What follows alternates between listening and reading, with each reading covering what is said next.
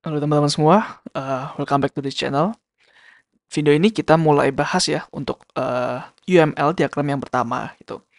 Jadi di video sebelumnya kita udah belajar ya tentang UML itu apa ya, motivasi kita pakai UML apa, kemudian mungkin software-softwarenya pakai apa aja, terus tipenya ya, yang penting adalah ada struktural sama behavioral gitu.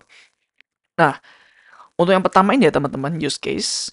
Jadi ini tuh nggak termasuk di kedua hal ya. Jadi ini tidak masuk di struktural atau behavioral. Karena apa? Karena ya di konten ini juga ya, aku nggak kasih apapun di sini. Karena sebenarnya struktural atau behavioral itu lebih membahas ke dalam apa namanya, mungkin eh, sistem lah ya. Jadi misalkan behavioral itu berarti bagaimana itu saling berkomunikasi satu sama lain gitu. Tapi struktural itu lebih ke seperti blueprintnya. Nah, use case itu bisa dua-duanya ya teman-teman. Jadi ini bisa sebagai blueprint juga untuk kalian mengecek suatu sistem dan juga behavioral ya. Jadi bisa apa namanya bisa mengerti relation antara satu komponen dengan komponen yang lain. Jadi ini contoh use case diagram ya. Jadi kalian lihat dulu gambarnya ya. Jadi ini yang pertama, terus bawah ada yang kedua yang mungkin sedikit lebih lebih kompleks ya di aktornya.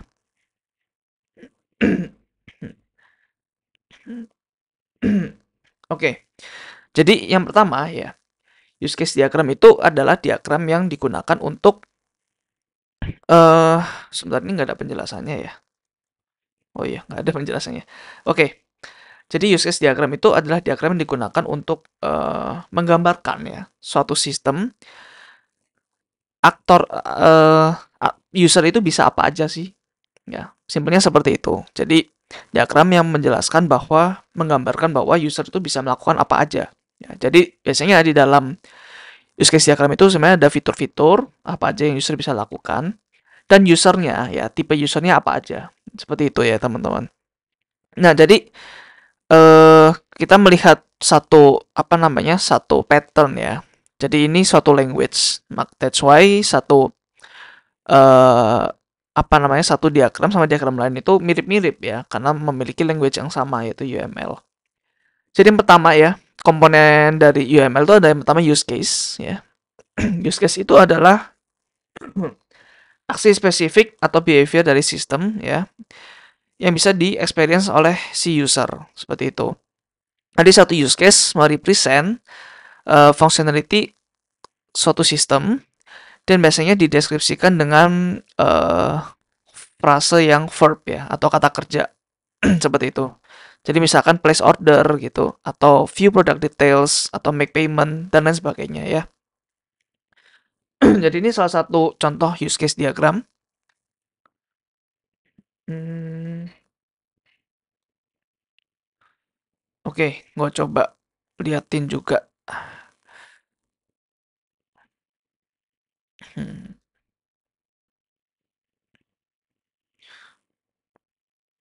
Sorry.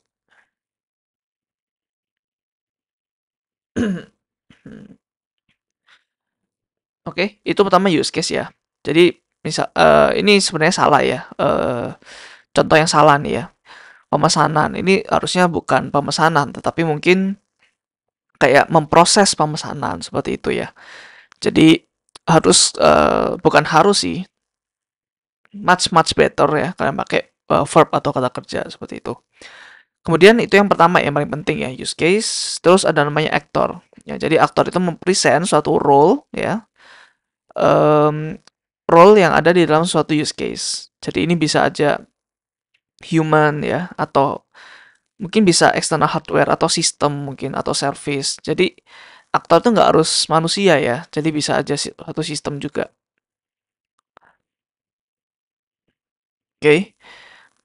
Nah, ini adalah aktor contohnya user, terus yang di bawah contohnya ada registered customer sama new customer gitu. Jadi kenapa ada banyak? Ya, jadi gini nih, kenapa aktor bisa banyak? Jadi bisa aja satu aktornya ya, seperti user, atau bisa banyak. Kalau banyak itu contoh seperti ini. Jadi registered customer ya, dia itu bisa melakukan view item nih di sini ya. atau make purchase. Nah, tapi kalau new customer, dia kan nggak bisa make purchase ya. Jadi kalau dia belum register, nggak mungkin dia bisa melakukan pembayaran. Jadi seperti itu ya kurang lebih. Oke, kemudian ada sistem boundary. Sistem boundary itu kotak yang di sini ya. Kotak yang di sini, ya. Ini juga ada kotak di sini ya. Jadi itu adalah hanya satu box aja ya biasanya. Satu use case diagram itu eh ya ini satu sistem ya. Biasanya di dalamnya ada beberapa use case dan di luarnya sebenarnya aktor. Udah sih sebenarnya itu aja ya deskripsinya.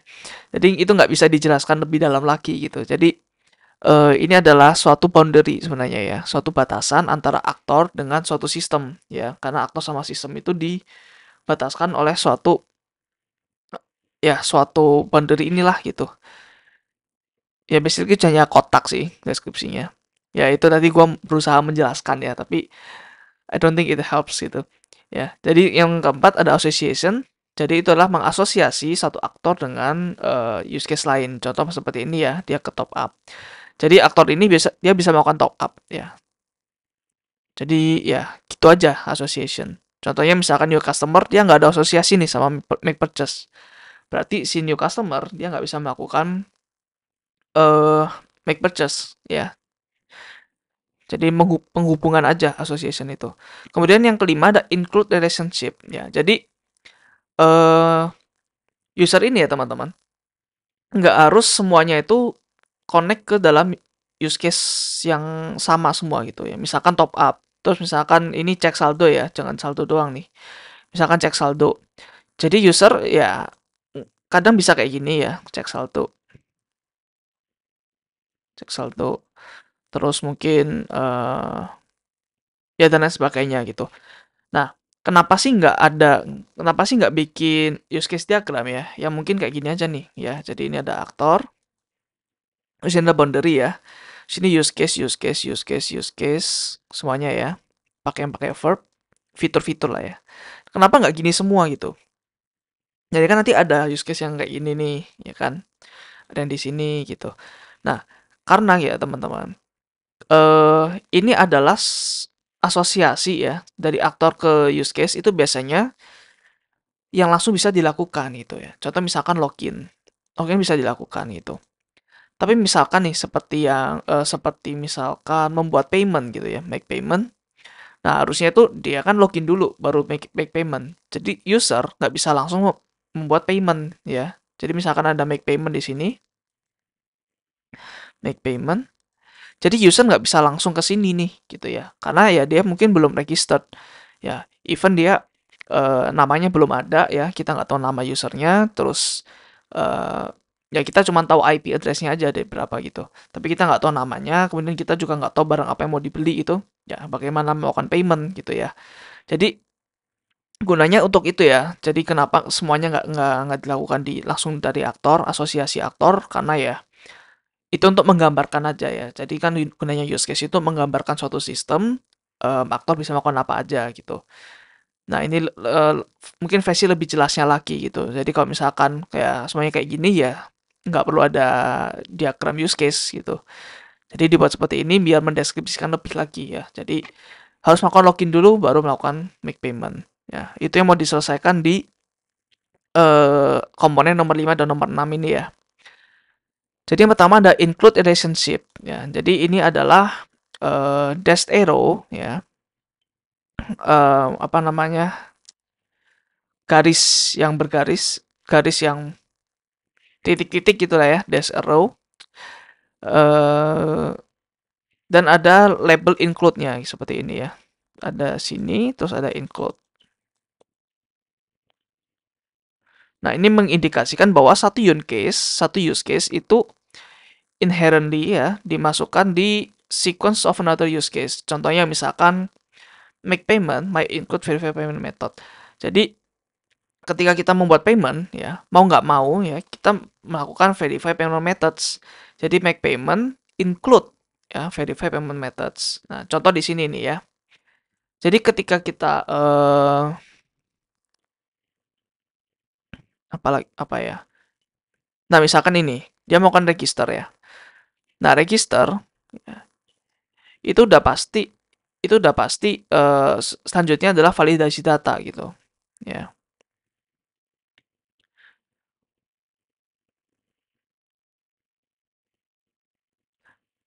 Jadi seperti itu ya. Kalau include itu berarti udah pasti. Oh sorry, kebalik ya. Jadi validasi data ya, itu pasti datangnya dari register. Ya. Sorry gua kebalik.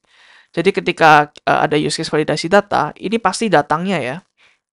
Pasti register dulu yang dilakukan oleh user, baru validasi data gitu. Contoh seperti ini nih. Ya, register. Ketika register ini dilakukan ya, user pasti login dulu. Ya.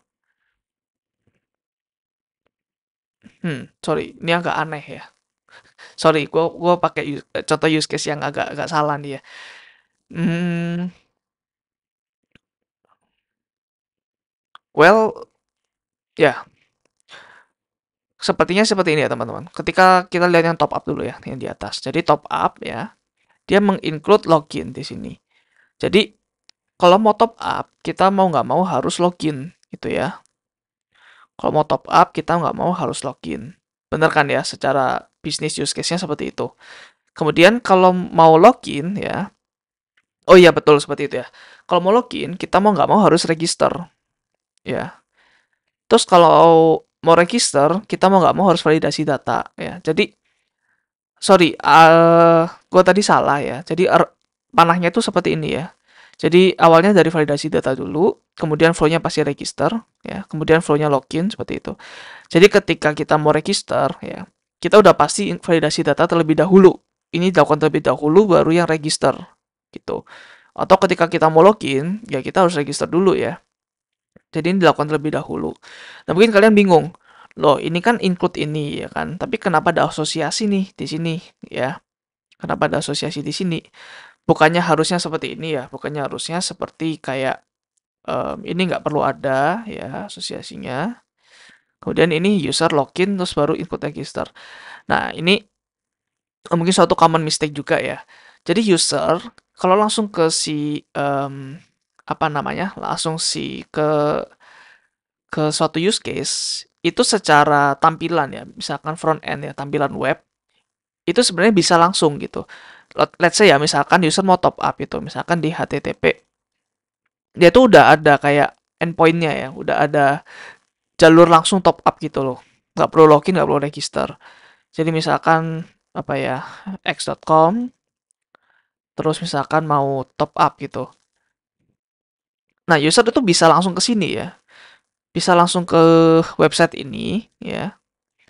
Nah, tapi ketika mungkin dia klik website ini ya, dia di redirect ya. Kita mungkin udah belajar redirect lah ya di uh, modul networking ya bagian HTTP. Nah, mungkin nanti akan di redirect ke login gitu. Jadi somehow ya user itu bisa langsung ke ini ya, bisa langsung sebenarnya bisa langsung top up. Tapi ya misalkan belum login, dia harus login dulu. Ya, jadi that's why ini ada asosiasinya ya, karena secara front end user bisa langsung top up. Nah, tapi kalau cek saldo, dia nggak bisa ya. Jadi ini nggak ada endpoint untuk user bisa langsung cek saldo ya. Jadi dia mau nggak mau harus ke halaman top up dulu, baru ke cek saldo ya. Ini kurang lebih seperti itu. So, ini sebenarnya salah ya. Ini harusnya ada include juga di sini ya. Includes. Ya, jadi kalau mau top up, ya dia sebelumnya harus cek saldo.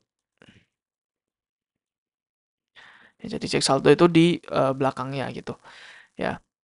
Jadi kalau validasi data juga nih, validasi data ya apa namanya nggak langsung dari user ya. Ini di belakang sistem seperti itu. Sama halnya cek saldo juga. Ya dia kalau mau cek saldo artinya mau nggak mau dia harus melakukan top up.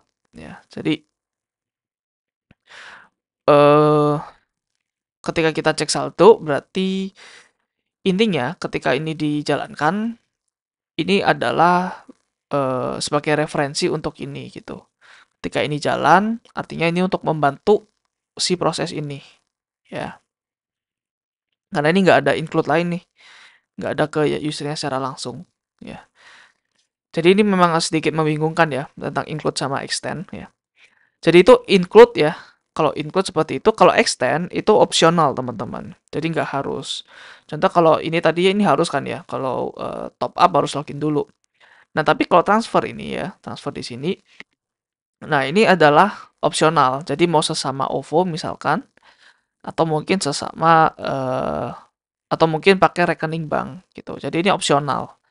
Jadi extend panahnya ya. Kalau yang opsional dia panahin ke si ininya ya, parent-nya gitu. Ya, tapi kalau yang include ya ini dependensi ya. Jadi ini depend ya, bergantung ke sini, bergantung ke sini. Ini bergantung ke sini, ini bergantung ke sini. Seperti itu. Ya. Terus top up juga bergantung ke saldo ya. Jadi harus ada saldo dulu baru top up gitu. Ya. Nah, kemudian payment juga ya, pembayaran. Kita mau pembayaran tagihan ya, tagihan rutin atau pemesanan ya. Kita ada pesan something ya, ini on demand gitu. Ini mungkin secara regular ya. Jadi itu untuk extend ya. Ininya juga sama, pakai dash row dan ada label extend di sini. Terus generalization ya, ini kurang lebih mirip seperti konsep inheritance ya di OOP. Jadi ini gunakan untuk melakukan inheritance antara aktor atau use case. Biasanya aktor sih ya. Oke, jadi contoh ini ya, misalkan registered customer sama new customer. Jadi semuanya adalah web customer. Ya. Nah, mungkin kalian tanya, gunanya apa sih generalization? Bukannya apa namanya? Ini nggak perlu gitu ya kan? Karena kalau misalkan ini nggak ada, sebenarnya ini oke-oke aja kan ya. Nah, mungkin mungkin ya mungkin lengkapnya itu bisa aja ya ada satu use case lagi, misalkan registered customer sama new customer. Contoh ini nih ya, view items. Ya. Jadi mungkin dia bisa disimpelkan ya dengan web customer dimasukkan ke view item saja gitu ya. Jadi ini bisa dihapus. Jadi lebih eh lebih nggak banyak garis gitu ya. Ya kurang lebih seperti itu. Untuk kebutuhan estetik aja sih sebenarnya ya. Kalau generalization itu. Nah ini contoh lagi ya. Ketika register customer dia bisa view item ya. Kalau new customer ya dia bisa view item dan register client. Jadi kalau register customer dia nggak perlu register lagi. Ya, make sense ya. Nah, kalau register customer dia mau make purchase ya, ini dependensi ya. Berarti ketika dia mau melakukan pembelian, dia mau nggak mau harus view item terlebih dahulu ya. Kemudian dia juga mau nggak mau harus check out dulu ya. Jadi ini udah oke, ini udah oke, baru ini dilakukan ya. Nah, kemudian ini adalah servisnya nih di belakang ya. Jadi ini eksternal, bukan manusia. Ya, mungkin misalkan checkout di sini PayPal ya bisa membantu checkout, terus credit payment service seperti mungkin kayak Visa, Mastercard dan sebagainya ya. Terus identity provider ini ya yang apa namanya? Yang memprovide identitas customer ya. Misalkan pakai LDAP, mau pakai database biasa dan lain sebagainya. Ya authentication juga ya. Jadi kalau mau view item eh ya dia bisa mengautentikasi ini ya. Jadi ini kayaknya kurang kurang diminati ya sebenarnya kalau misalkan yang di belakang ini ya. Mostly manusia ya yang di kiri ini yang melakukan use case. So itu aja ya use case diagram teman-teman. Mungkin kalian perlu ya sebenarnya core dari UML itu adalah kalian latihan gitu ya. Kalian mungkin bisa latihan dengan mungkin mengunjungi beberapa sistem ya. Contoh misalkan OVO di sini atau kalian buka Tokopedia, buka Shopee, atau mungkin buka YouTube, buka apapun ya. Kalau bisa yang berjalan di bisnis proses yang berbeda gitu. Misalkan kalau misalkan udah tahu sistem pembayaran ya, dompet digital kayak OVO gitu, ya nggak perlu belajar yang GoPay gitu. Jadi cari yang lain gitu. Misalkan YouTube, terus misalkan cari yang lain. Misalkan Twitter. Twitter kan ada unik ya, dia bisa melihat tweet gitu. Kemudian apalagi Grab ya, itu kan unik ya. Ride hailing, terus pesan makanan dan lain sebagainya. So, latihan banyak-banyak aja ya teman-teman. Dan juga mungkin lihat use case lebih banyak lagi ya, karena gue cuma menyediakan 2 di sini untuk keperluan pembelajaran aja. Jadi di sini gue memberikan eh, alat ya ke kalian, toolsnya, komponen-komponen use case apa aja gitu. Terus ini ada lagi ya untuk skripsi gue sebenarnya. Contoh use case ya. Contoh use case di skripsi gue itu gue membuat eh suatu CMS ya, Content Management System, seperti WordPress dan lain sebagainya ya. Jadi ini contohnya lagi. Oke. Ya, ini contohnya. Jadi customer ya. Ini juga ada customer sama admin. Jadi ini contoh aktor yang berbeda ya.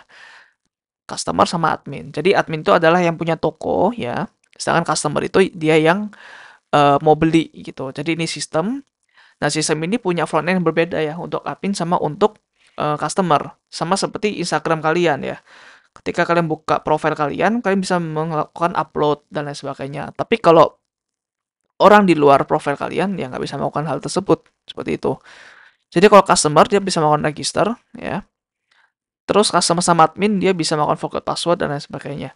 Nah, kenapa yang admin ya? Dulu gua nggak taruh di register ya, karena secara default ya admin itu eh udah registered by system seperti itu ya. Jadi yang register hanya customer aja. Oke. Nah, contoh misalkan dia mau melihat single page ya. Jadi misalkan ada ini landing page ya, suatu landing page sebuah website, kemudian ada section-sectionnya ya. Nah, kalau customer biasa ya, dia nggak punya tokonya, dia hanya bisa view single page ya. Nah, tapi kalau admin ya, dia bisa melakukan add section, edit section, dan delete section seperti itu. Nah, ini mungkin nggak kelihatan ya. Misalkan ini nih, delete section kan eh, harusnya cuma admin aja yang bisa ya. Tapi kenapa ini nggak ditarik garis nih? Ini nggak tarik garis ke admin. Nah, kenapa nggak tarik garis? Karena admin harus melihat ini dulu ya, view single page dulu, baru dia bisa langsung edit di tempat ya, delete sectionnya di tempat. Nah, dengan gini kan ambigu ya. Jadi ini add section, edit section, delete section, apakah bisa dilakukan customer? Jawabannya nggak bisa ya. Jadi ini apa namanya? Mau nggak mau seperti ini ya. That's why ini pakai extend juga. Jadi mau view single page oke, atau mau add section, edit section, delete section oke. Ya. Nah, tapi gimana cara spesify-nya? Kalau add section, add, edit, sama delete ini cuman admin yang bisa ya. Biasanya kalian ada namanya use case description juga ya. Dan ya ini sebenarnya opsional ya teman-teman. Tapi better seperti ini gitu. Jadi kalau di use case description kita bisa melakukan uh, satu halaman ya macam-macam nih. Jadi lebih detailnya lagi dari satu use case ini. Contohnya register, terus ada ID-nya, terus ada importance levelnya, terus memory actor sekian, use case type-nya ya. Yang perlu diperhatikan sih cuman ini ya, primary actor-nya. Kalau membahas permasalahan tadi gitu. Jadi kita lihat yang add section, edit section, dan delete section. Ya. Nah, add section di sini primary actor-nya hanya admin aja ya. Nggak ada tidak ada si customer seperti itu ya. Jadi bisa didetailkan di use case description ya. Terus dia bisa manage page juga ya. Ketika dia mau manage page, dia bisa melakukan nambah halaman atau delete halaman ya. Jadi ini kita kayak nambah halaman lagi ya, landing page satu lagi gitu. Misalkan seperti contact us atau halaman about dan lain sebagainya. Terus timnya bisa di customize ya, mau warna apa timnya. Terus dashboard, dashboard kayak dashboard penjualan. Bulan ini laku berapa produk dan lain sebagainya. Terus ini view product ya, view product ini bebas ya. Jadi bisa dari ketika view produk itu kan banyak produk tuh. Nah, kita bisa cuman scrolling doang, kepo-kepo doang, atau kita lebih tertarik ke satu produk itu, yaitu kita view single product. Kita lihat juga bisa nanti kita kepo doang melihat harganya, lihat reviewnya, atau kita mungkin bisa buy produk, atau edit produk, atau delete dan add. Nah, mungkin kalian di sini gua kasih pertanyaan ke kalian. ini itu siapa sih aktor masing-masingnya ya? Buy, edit, delete, add product gitu. Karena kan tidak di-specify ya, langsung asosiasi dari aktor. Nah, ini harusnya jelas ya teman-teman. Jadi by product itu si customer, add, edit, delete product si admin. Ya, dan alasan ini tidak ditarik garis ya kalian tahu sendiri tadi ya. Karena nggak bisa langsung ya. Jadi kalau mau add product dia mau nggak mau harus ke view product dulu. Nah, contoh yang tadi ya. Nih, add product si admin kan ya. View product bisa custom bisa admin tadi itu. Terus view single product bisa dua-duanya. Edit product cuman admin, delete product cuman admin, dan yang terakhir buy. Buy cuman customer. Oke, jadi itu ya teman-teman untuk use case diagram. Kita udah mempelajari beberapa contoh ya, 3 contoh, dan menurut gue itu lumayan komprehensif juga ya contoh-contoh yang pertama, kedua, sama yang terakhir tadi. Dan kita juga udah mempelajari tentang use case description ya.